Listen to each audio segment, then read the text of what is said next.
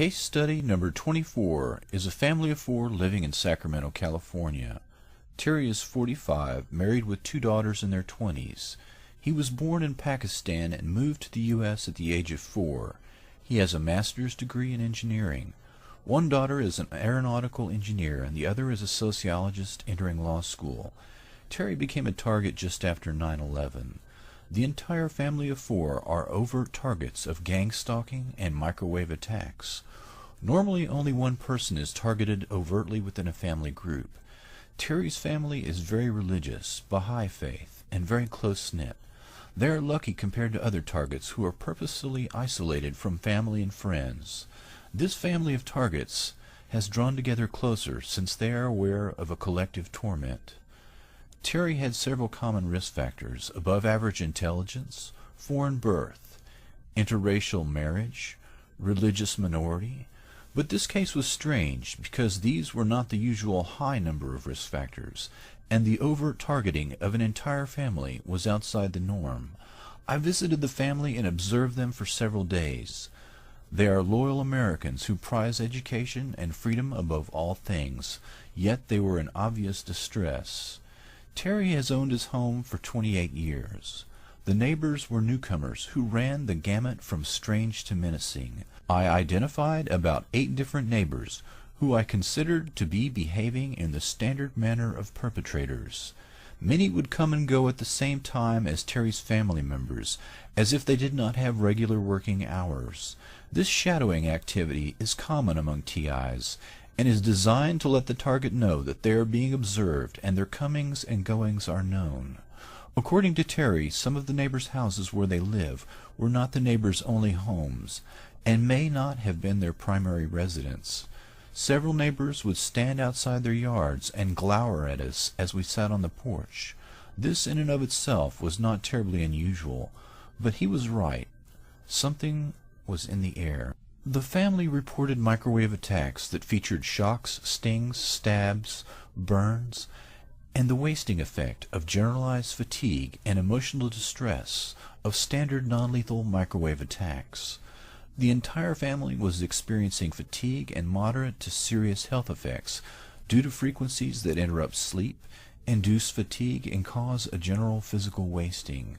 Like most TIs, they sought relief from their torture with shielding, which often included everything from thermal blankets to Faraday cages to lead bricks, in an effort to deflect the physical heating and bodily deterioration from being cooked. Terry has an engineering degree, so his house was a collection of what I find in the homes of most TIs: electronic detection equipment, thermal blankets, oscillating fans, humidifiers, and even at one point the family resorted to corrugated sheeting, placed at discrete angles stacked all around the outside of their house.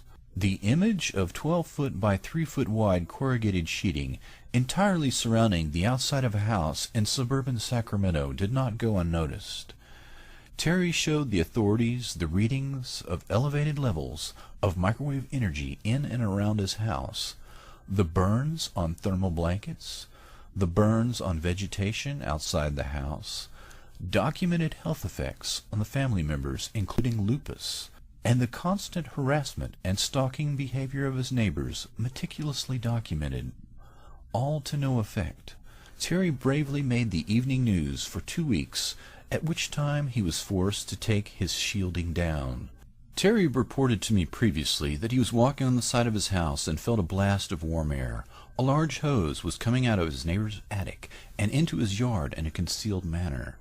The neighbors who moved in all around him shortly after his targeting with microwave weapons began had planted fast-growing trees and hedges that formed an enormous U-shaped barrier 30 to 60 feet high on 3 sides of his home. It was a barrier that contained the air around his house very tightly.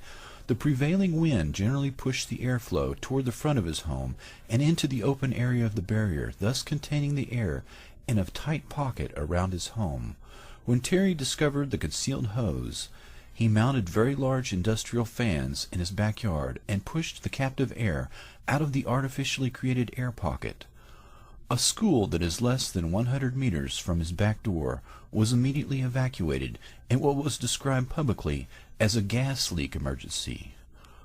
I personally witnessed his immediate neighbors often react to a distinctive horn. When it sounded, they entered their houses and shut all the doors and windows for approximately an hour. When the distinctive horn sounded again, the neighbors emerged from their homes as if they had been given an all clear. Subsequently, the suspicious neighbors can be observed washing down their cars, the sides of their houses, and even the sidewalks with a high-pressure hose, leaving a distinctive residue on the ground. At night, the neighbors can be observed using a black light or ultraviolet light inside their homes. Ultraviolet light is a primary means of destroying virus particles. Virus in the lab that is exposed to ultraviolet light will literally fall apart in very short order. The reason that Terry and his family are targeted together is that they are in a distinctive category of the experimental weapons development program. Terry and his family are being used in an experimental fashion to test the use of small amounts of biological and chemical agents in tandem with microwave frequencies. The experimental virus or chemical particles are released from the house next door into the air pocket around his home, formed by the enormous hedges and trees that surround his house in a U-shape. The horn is sounded, and the neighbors quickly enter their homes and shut the doors and windows to prevent exposure.